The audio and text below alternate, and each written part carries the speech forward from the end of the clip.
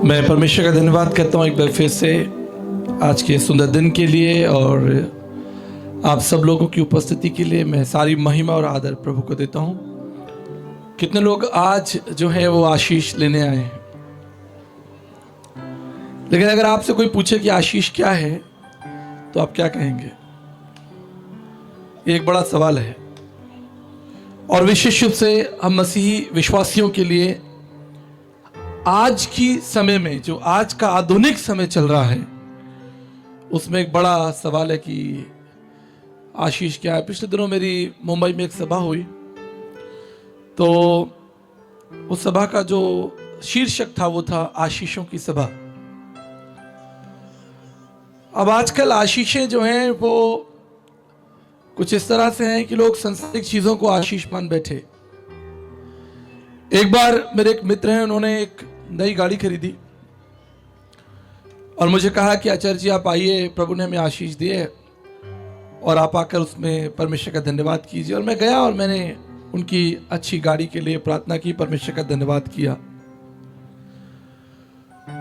मेरे प्रियो, आज आधुनिक समय में जो बात मसीही समाज को जाननी है, समझनी है, वो ये है कि परमेश्वर का पुत्र प्रभु यीशु मसीह संसार में आपको जो देने के लिए आया है वो स्वर्गीय आशीषें हैं। क्योंकि परमेश्वर का वचन कहता है संसार और संसार की अभिलाषाएं मिट जाएंगी, लेकिन परमेश्वर और परमेश्वर का जो राज्य है वो युगानुयुग बना रहेगा। पहला यूहन्ना उसका 2 अध्याय 17 पद में इस तरह से लिखा है कि संसार और उसकी अभिलाषाएं दोनों मिटते जाते हैं, परंतु जो यहोवा की इच्छा पर चलता है वो सदा के लिए बना रहेगा। ये हमारे जीवन की सबसे बड़ी आशीष है। तो आज मैं प्रार्थना कर रहा था, मैंने कहा प्रभु आज तीसरा दिन है, आखिरी दिन है और जो सीधी सीधी बात है उसे बोलकर यहां से निकल लो, कल फ्लाइट पकड़कर जो होगा देखा जाएगा। आज सीधी बात करने का समय है। हालेलुया। 2 दिन तो प्यार मोहब्बत की बात हो गई, अब जरा खरी शिक्षा भी हो जाए, क्योंकि कल तो मुझे जाना है, आप मुझे ढूंढते रह जाएंगे। लेकिन एक सत्य आपके सामने रखना चाहता हूं, मानव जीवन का, या मैं कह सकता हूं कि इस पृथ्वी पर मनुष्य के लिए अगर सबसे बड़ी कोई आशीष है तो वो ये है कि वो इस पृथ्वी पर अपनी उपस्थिति के कारण को, कि वो क्यों है, उसके उद्देश्यों को और अंततः उसके गंतव्य अर्थात उसकी डेस्टिनी के बारे में चिंतन करे, मनन करे, जाने कि हम इस संसार में क्यों हैं। ये हमारे लिए सबसे बड़ी आशीष है। कई बार हम भौतिक चीजों को देखकर सोचते हैं कि हमारे लिए बड़ी आशीष है, लेकिन जैसा मैं पिछले दोनों दिनों से आपको समझाने का प्रयास कर रहा हूं कि जिसके पास पुत्र है उसके पास जीवन है, और जिसके पास परमेश्वर का पुत्र नहीं है उसके पास जीवन नहीं होगा। मानव इतिहास में एक व्यक्ति हुआ माइकल जैक्सन। ऐसा कहा जाता है कि माइकल जैक्सन के पास इस संसार में सबसे ज्यादा उपहार जो दिए गए, किसी को दिए गए ह्यूमन हिस्ट्री में, वो माइकल जैक्सन को मिले। और माइकल जैक्सन की ऐसी अभिलाषा थी, उसकी ऐसी प्रार्थना थी या ऐसा दर्शन था कि वो 150 वर्ष तक जिए, और इसलिए उसके पास लगभग 12 डॉक्टर्स की एक टीम थी जो प्रत्येक दिन उसे बताती कि उसे क्या खाना है, उसे क्या पीना है। और संसार के तमाम धनवान व्यक्तियों में से एक व्यक्ति था, और अपने समय में सबसे ज्यादा यूट्यूब के जो फॉलोअर्स थे वो माइकल जैक्सन के हुआ करते थे। आज भी अरबों रुपए की रॉयल्टी जो है वो माइकल जैक्सन के नाम पर आती है। लेकिन परमेश्वर हमारे सामने एक प्रश्न रखता है, और वो प्रश्न स्पष्ट है कि हम सारे जगत को प्राप्त करें और अंततः अपने प्राणों की हानि उठाए तो हमें क्या लाभ होगा। संसार और संसार की अभिलाषाएं, संसार के सारे विषय वस्तु समाप्त हो जाएंगे, लेकिन जो परमेश्वर है और परमेश्वर का जो राज्य है वो युगानुयुग बना रहेगा। इसलिए हमारे लिए सबसे बड़ी आशीष है अपने जीवन काल में उस सृष्टिकर्ता परमेश्वर को जानना कि वो सृष्टिकर्ता परमेश्वर कौन है और उसके पास हमारे लिए क्या उद्देश्य है और अंततः हमारा क्या होगा। यह हमारे लिए सबसे बड़ी आशीष है। हम कई बार अच्छा घर खरीद लेते हैं, अच्छी गाड़ी खरीद लेते हैं, संसारिक अभिलाषाओं और चीजों को खरीद लेते हैं और कहते हैं कि परमेश्वर ने हमको ब्लेस किया। लेकिन वास्तव में सच्ची आशीष है क्या? What is the greatest blessing which God wants to give you? What is the greatest blessing which God wants to hand over you? परमेश्वर आपके हाथों में कौन सी आशीष देना चाहता है? और वो आशीष है अनंत जीवन की। इससे बड़ी आशीष कोई नहीं हो सकती।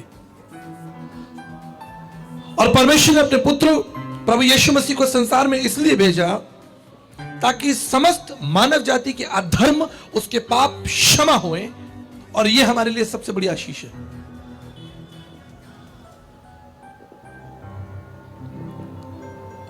मुझे याद नहीं कि मैंने वो कहानी आपको पहले दिन बताई थी, नहीं बताई थी, लेकिन कुछ नए लोग हैं उनके लिए मैं रिपीट करना चाहता हूं। अमेरिका में एक बार एक बड़ा जहाज, पानी का जहाज डूब गया, जिसके अंदर क्रूड ऑयल, कच्चा तेल जो है उस जहाज के अंदर जा रहा था। जब वो जहाज डूब गया तो वो सारा जो क्रूड ऑयल जहाज के अंदर था, ऊपर था, वो पानी में फैल गया और जितने भी जीव जंतु प्राणी उस स्थान पर थे वो सब मर गए। तो अमेरिका की सरकार ने इस घटना पर चिंतन मनन किया और उन्होंने लोगों को वहां भेजा कि वहां जाकर जो है वो साफ सफाई हो और चीजों को व्यवस्थित किया जाए। और रेस्क्यू टीम वहां पर पहुंची। उन्होंने क्या देखा कि वहां पर बहुत सारे जो जीव जंतु हैं वो मर चुके हैं, लेकिन एक पेंगुइन है वहां पर है, एक प्राणी जिसे पेंगुइन कहते हैं, जो जमीन पर भी चलता है और पानी में भी रहता है। वो गहरी गहरी सांस ले रहा है, मानो वो मरने ही वाला है। तो अमेरिका की जो टीम थी, रेस्क्यू टीम थी, उन्होंने उस पेंगुइन को उठाया और उसे वेटरनरी डॉक्टर्स के पास में दे दिया कि उसका इलाज हो। और 3 महीने तक उसका इलाज चलता रहा और हजारों डॉलर उसके ऊपर खर्च कर दिए गए। और ये घटना जो है वो अमेरिका के लिए एक टॉक ऑफ द टाउन हो गया कि पूरे देश में ये घटना छापी गई कि भाई एक पेंगुइन के प्राणों को बचाया जा रहा है। लोग उसके बारे में बात करते, सड़क पर चलते, बातचीत करते, और कई दिनों के बाद, प्रयास के बाद वो पेंगुइन बचा लिया गया। अंततः सरकार ने यह निर्णय लिया कि उस पेंगुइन को वापस समुद्र में छोड़ा जाए। इसके लिए एक बड़ा समारोह रखा। हजारों लाखों लोग उस पेंगुइन को देखने के लिए आए। लाइव टीवी कवरेज चल रहा था, अखबारों में छापा गया कि उस पेंगुइन को बचा लिया गया है। 3 महीने चला इलाज और $30,000 भी खर्च हो गए। और वो दिन आ गया, उस पेंगुइन को जहाज के डेक पर ले जाया गया, जहां से कैप्टन, जो जहाज का जो कैप्टन है, उसे एक जेंटल पुश, एक हल्का धक्का दे ताकि वो पानी में या समुद्र में अपने घर में चला जाए। और काउंटडाउन शुरू हुआ और गिनती गिनी गई, और जैसे ही गिनती खत्म हुई, जहाज के कैप्टन ने उस पेंगुइन को धक्का दिया। तभी क्या हुआ कि वहां नीचे एक शार्क मछली बैठी थी। उसने उस पेंगुइन को हवा में पकड़ लिया। आप समझ रहे हैं? तो सारे लोग निराश हो गए। जो तालियां बजा रहे थे वो तालियां रुक गई। जो आनंद और उत्सव था वो आनंद और उत्सव शोक में बदल गया कि इस पेंगुइन के ऊपर $30,000 लगाए गए और 3 महीने इसका इलाज चला। क्या फायदा हुआ? उसको तो शार्क मछली ले गई। इसलिए परमेश्वर का वचन, पवित्र शास्त्र बाइबल, मरकुस की इंजील उसके 8 अध्याय और उसके 36 पद में हमसे कहता है कि हम सारे जगत को प्राप्त कर ले और अंततः हमारे प्राणों की हानि हो तो क्या लाभ होगा। आपने बड़ा घर बना लिया, उसमें अच्छे लाइट, पंखे, बत्ती भी लगा लिए, टीवी, फ्रिज भी लगा लिया, घर पर एक चमचमाती गाड़ी भी खड़ी कर ली, अपने बच्चों को आपने विदेश पढ़ने भी भेज दिया, लेकिन अंततः आपका प्राण जो है अगर वो नरक में डाला जाए तो क्या लाभ होगा? क्या ये संसारिक सुख और सुविधाएं, ये भौतिक प्रबंध हमारे लिए आशीष ठहरेंगी? कदापि नहीं। मनुष्य के लिए अगर कोई जो सबसे बड़ी आशीष है, और वो आशीष है परमेश्वर की ओर से क्षमा का वरदान, फॉरगिवनेस।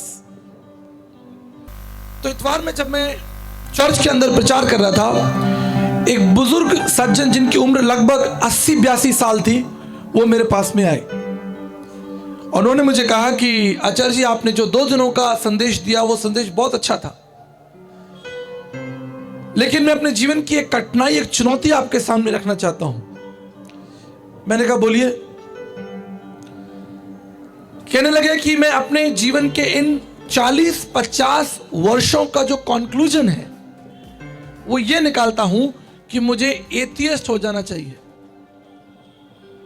अर्थात मुझे नास्तिक हो जाना चाहिए, कोई ईश्वर नहीं है। मैं बड़ा हैरान हो गया। मेरे हाथ में चाय का प्याला था और मैंने नीचे रखा। मैंने कहा जी, मैं इतनी दूर से राजस्थान से आपको बाइबल सिखाने के लिए, पढ़ाने के लिए आया हूं। 3 दिन से मैं चिल्ला चिल्ला कर प्रभु का प्रचार कर रहा हूं, और 3 दिन के प्रचार का कंक्लूजन यह है कि आप मुझसे कह रहे हैं कि आप नास्तिक हो जाएं। तब उन्होंने मुझे बताया कि यहां जितने भी लोग बैठे हैं, ये सब आपस में झगड़ा करते हैं,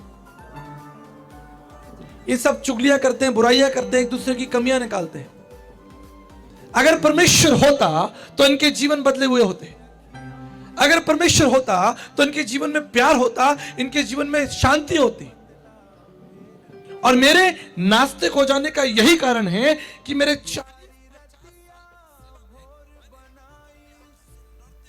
गालियां देते, झगड़ा करते, एक दूसरे का अपमान करते, एक दूसरे की बुराइयां, एक दूसरे की चुगलियां करते हुए देखा है। कहां है परमेश्वर? मेरे प्रियो, ये वास्तविकता है। प्रभु बोझ लेने के बाद में भी हमारे जीवन में कोई परिवर्तन नहीं। उपवास और प्रार्थना के बाद में भी हमारे जीवन में कोई परिवर्तन नहीं। यहां तक कि बहुत से लोग 40 दिन के उपवास भी रखते हैं, कोई परिवर्तन नहीं। क्या लाभ? परमेश्वर के पुत्र प्रभु यीशु मसीह का बलिदान हमें यह नहीं सिखाता कि उसकी उस भयानक मृत्यु के बाद हमारे जीवन में कोई परिवर्तन ना हो, हमारे जीवन में शांति ना हो, हमारे जीवन में पाप क्षमा ना हो। आप जानते हैं ये सब इसलिए क्योंकि हमने उसके पुत्र प्रभु यीशु मसीह का भी दर्शन ही नहीं किया। जिस दिन वास्तविक रूप से हमारे जीवन में प्रभु यीशु मसीह का दर्शन होगा, मैं दावे से कहना चाहता हूं, आपके जीवन में एक शांति होगी। आपका जीवन जो है वो दूसरों के लिए शांति और आशीष का कारण बनेगा। आपके जीवन में एक लक्ष्य होगा, आपके जीवन में एक उद्देश्य होगा, इस पृथ्वी पर जीने का एक कारण होगा। केवल सांसारिक बातें नहीं, सांसारिक आशीष नहीं कि प्रभु हमें क्या मिलेगा। बहुत से लोग प्रार्थना कराते हैं, जैसा मैं कल भी इस पर संदेश, बाइबल स्टडी में भी संदेश दे चुका हूं। बहुत से लोग प्रार्थना कराते हैं कि पास्टर जी प्रार्थना कर दीजिए, आचार्य जी प्रार्थना कर दीजिए। क्यों? क्या हम एक घर की आशीष चाहते हैं, हम एक गाड़ी चाहते हैं, हम बिजनेस की आशीष चाहते हैं। मैं आपको बताना चाहता हूं, परमेश्वर ने इससे बढ़कर आपके लिए रखा है। जब उसने संसार को बनाया, संसार को बनाने के बाद जब उसने देख लिया कि संसार अच्छा है, उसने आपकी उत्पत्ति की, उसने आपको बनाया।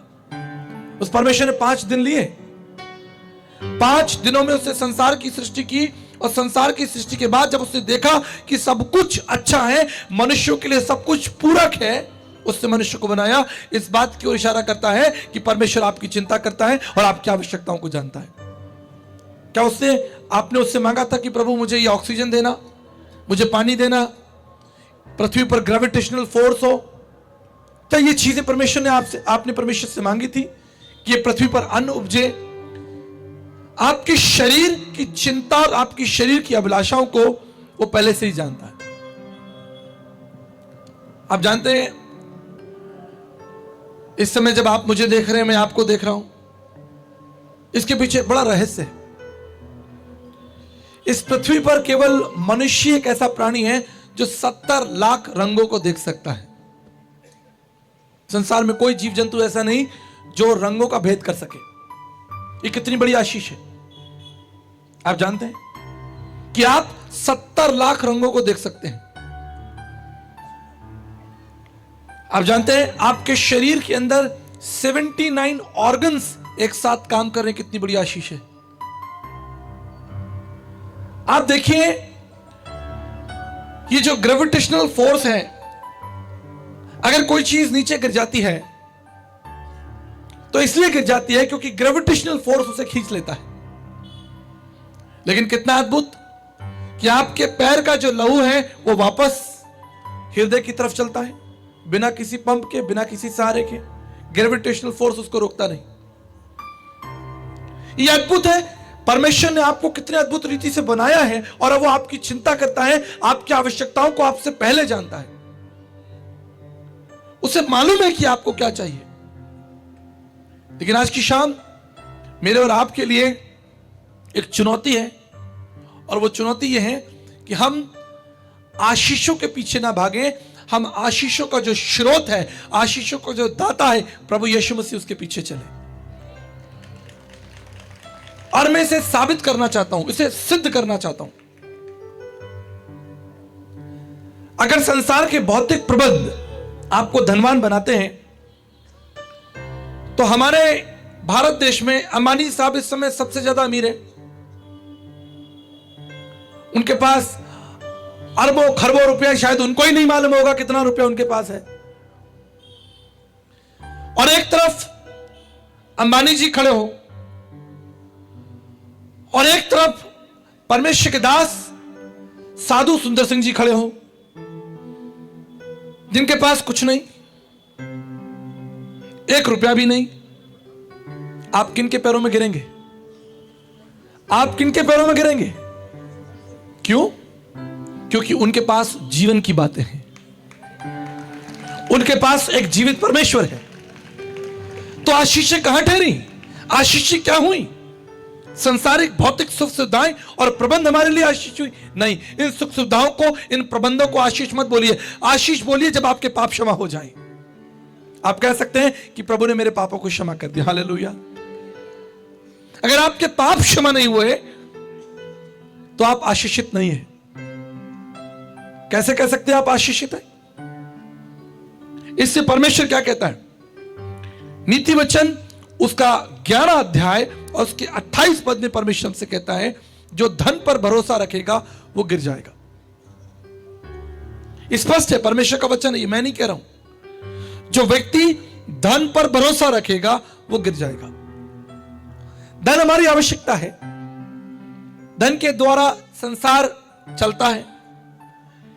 लेकिन एक मसीह विश्वासी के लिए धन पर भरोसा रखना जो है वो परमेश्वर की दृष्टि में भला नहीं है। धन आपके पास है, अच्छी बात है, लेकिन धन पर आपको भरोसा नहीं करना है। संसार में एक राजा हुआ, चंगेज खान। दुनिया जीतने निकला, बोला दुनिया जीतूंगा। चल भाई चल, दुनिया जीत। पृथ्वी के 1/3 हिस्से पर उसका राज्य हो गया।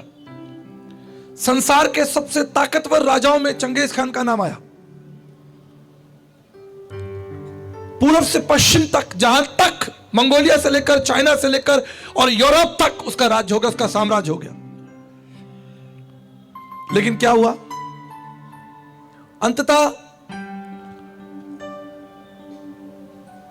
मृत्यु को प्राप्त हो गया और उसका नाम किताबों में बंद हो गया। आज कोई नहीं उसके बारे में बात कर रहा, आज कोई नहीं जानता चंगेज खान को। दूसरी तरफ पतरस, मछुआरा, जिसे कोई नहीं जानता था, उसने प्रभु यीशु मसीह का दर्शन किया, प्रभु के पास आया, जीवन बदल गया। आज 3000 से ज्यादा यूनिवर्सिटी और कॉलेज पतरस के नाम पर है।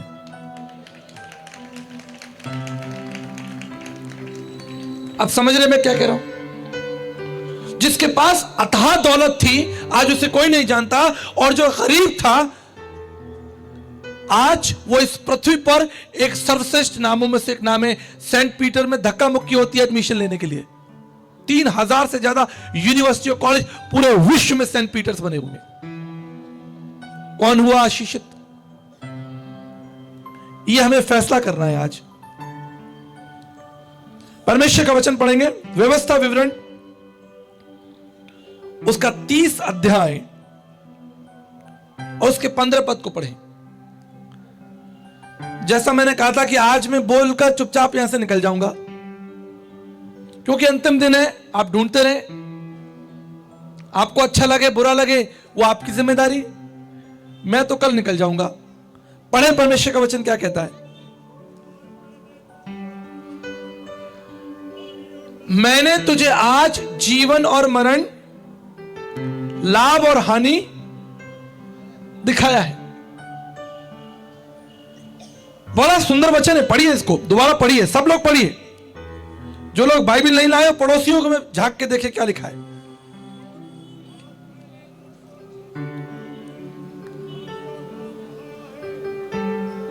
हाँ जी पढ़े, आगे पढ़े, 16 पद भी पढ़े। एक माइक भी दे दे भाई इनको, एक इतना मेहनत कर रहे हैं, एक माइक पहुंचा दीजिए फटाफट। हाँ जी,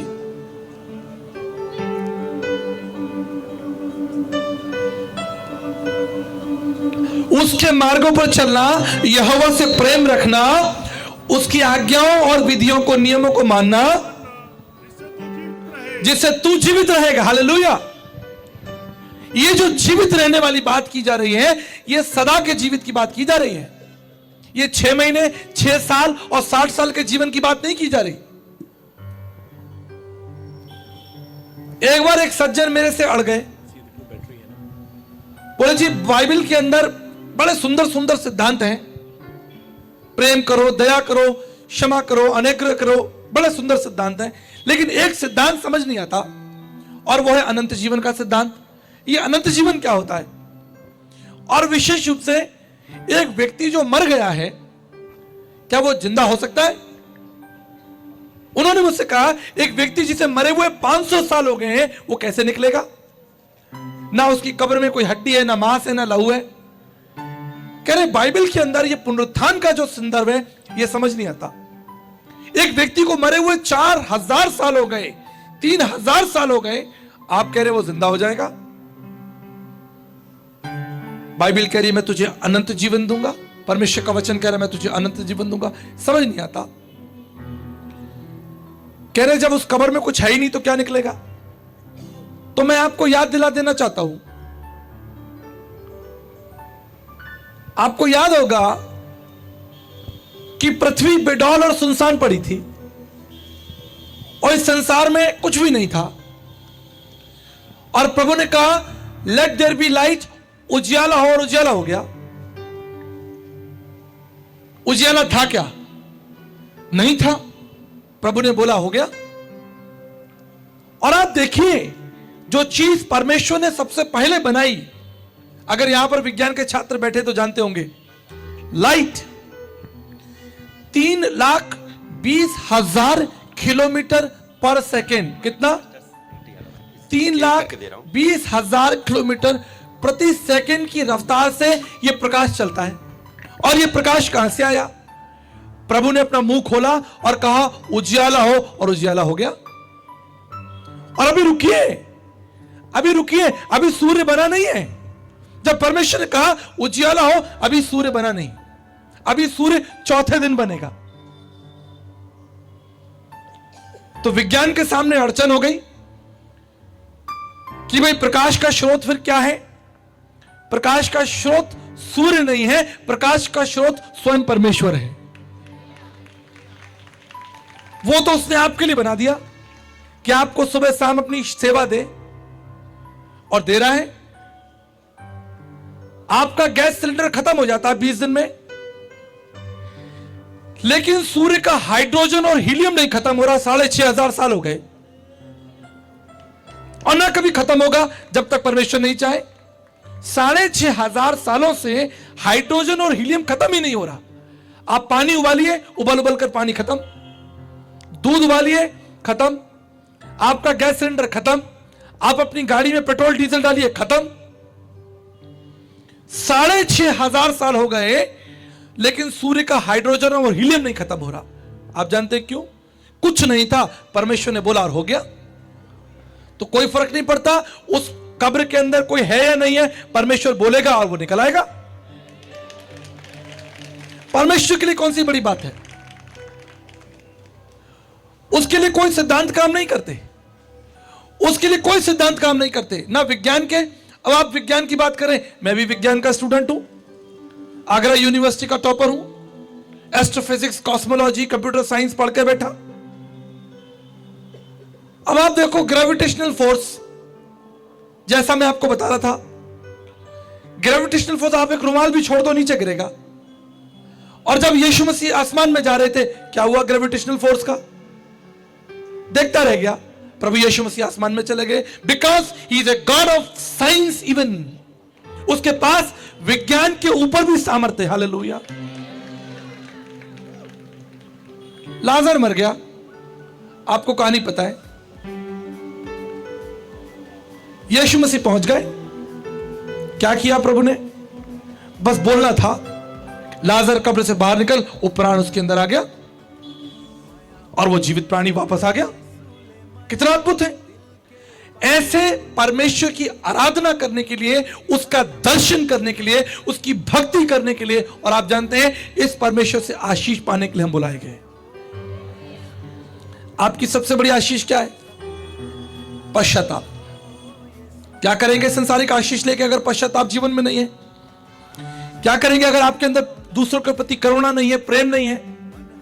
आपने क्षमा नहीं पाई इसलिए आप दूसरों को क्षमा नहीं कर पा रहे। आपके जीवन में शांति नहीं है इसलिए आपके जीवन से शांति प्रकट नहीं हो रही। घरों में शांति नहीं, परिवार में शांति नहीं। क्यों? क्योंकि अभी तक वास्तव में आपने उस परमेश्वर के साक्षात्कार को नहीं किया। जिस दिन उस परमेश्वर के साथ आपका साक्षात्कार होगा, मूसा के समान आपके चेहरे का रंग बदल जाएगा। मूसा का बदला कि नहीं बदला, ठीक इसी तरीके से आपका बदलना चाहिए। जरूरी है।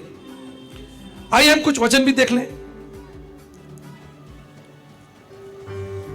Book of Romans chapter 4 verse 7 और 8 पर मनन करेंगे। Book of Romans chapter 4 verse 7 and 8 पढ़ें। धन्य है वे जिनके अधर्म क्षमा हुए और जिनके पाप ढांपे गए।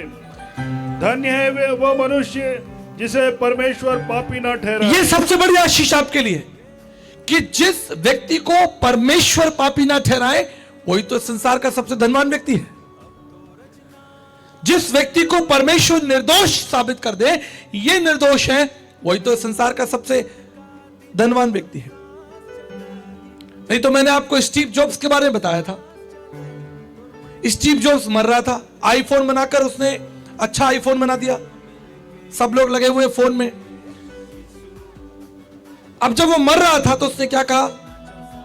Now I am feeling about my future. अब मैं संसार से जा रहा हूं और मेरे पास कोई आशा नहीं है कि मैं कहां जा रहा हूं। Steve jobs, the CEO of Apple, the iPhone company. मैंने अपना सारा जीवन विज्ञान को दे दिया, मुझे कोई आशा नहीं कि अब मैं कहां जा रहा हूं। I have no hope in my life. Bible कैसे कहती है? ये जवान, अपनी जवानी के दिनों में अपने सृजनहार परमेश्वर को याद करना, तो वो तुझे सीधा मार्ग निकाल कर देगा, और वो मार्ग जीवन का मार्ग होगा। एक बार मैं उड़ीसा में प्रचार कर रहा था,